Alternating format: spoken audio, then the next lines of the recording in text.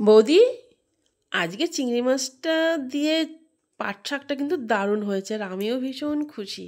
ও মা, এটা কি গো? আচ্ছা আচ্ছা, আমি চিনি তো, সেই বড় বড় গাছে হয়, ওই যে সজনে ঝোলে না, সজনে, সেই গাছেরই পাতা। ও, তাহলে তুমি এইটাই করেছো, তবে একদম পাট শাকের মতো লেগেছে।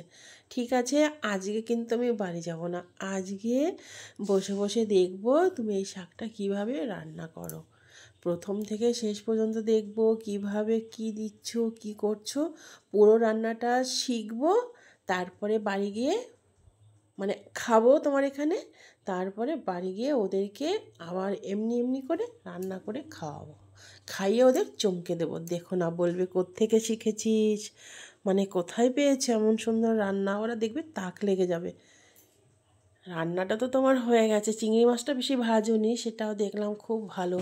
আর একটা কথা তোমাকেও শেখাচ্ছি, যখন এই খাবে তখন না একটু নুন আর একটু লঙ্কা নেবে, আর এই কাঁচা লঙ্কাটা এক গ্লাস ভাত মুখে দেবে, আর কাঁচা লঙ্কাটা নুনের মধ্যে ছুঁয়ে মুখে দেবে, দেখবে আরও বেশি ভালো লাগে। আমার টিপসটা কেমন সেটা বলো, দারুণ না বলো?